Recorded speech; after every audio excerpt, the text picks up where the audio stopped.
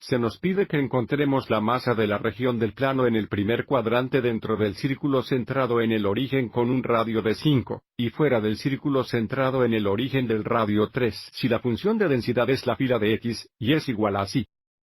Así que ya he graficado la región R en el plano de coordenadas. Y la masa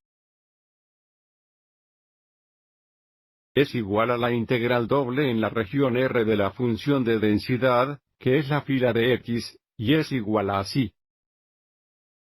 Diferenciala sin embargo, debido a que nuestra región está entre dos círculos, usaremos coordenadas polares para determinar la masa. Para hacer esto, tendremos que escribir X veces Y en términos de R y zeta, y el diferencial A es igual a R de zeta. Así que esto es igual a la doble integral de X es igual a R coseno zeta. Y es igual a R sin zeta. Da es igual a R de zeta. Y ahora mirando la región R, la integración de límites para R va a ser de 3 a 5.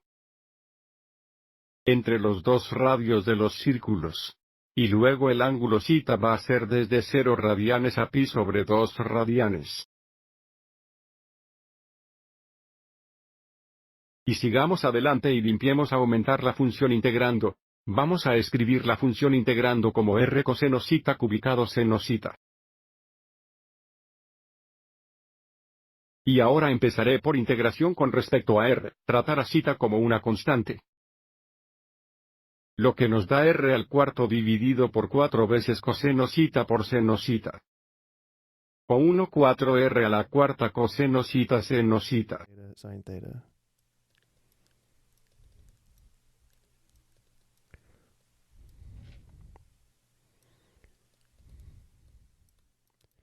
Y ahora tenemos que encontrar f grande de 5 menos f grande de 3 al realizar la sustitución de R. Cuando R es igual a 5, teníamos 1 4 veces la cuarta potencia de 5 veces coseno zeta sin zeta.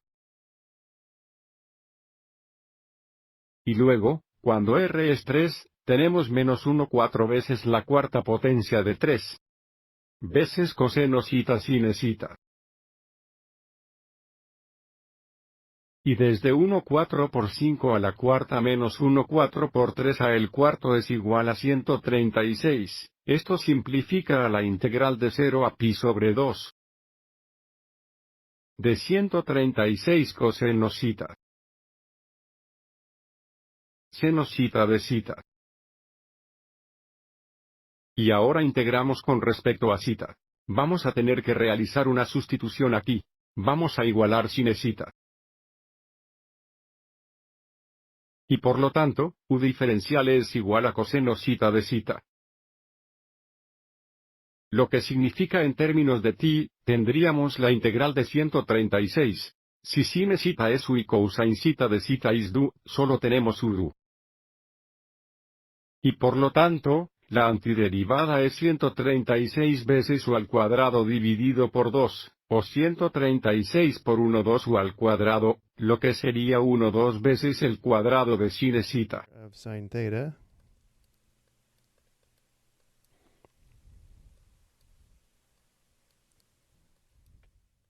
Simplificando, tenemos 68 zeta seno cuadrado como antiderivada.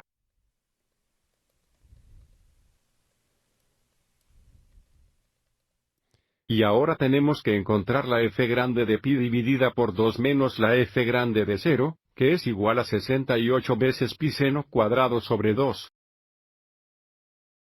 Menos 68 veces seno al cuadrado de 0. Bueno, el seno pi sobre 2 es igual a 1.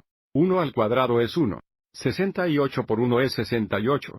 Y el seno 0 es 0, y por lo tanto, seno cuadrado 0 es 0. El resultado final es una masa de 68. Espero que te haya resultado útil.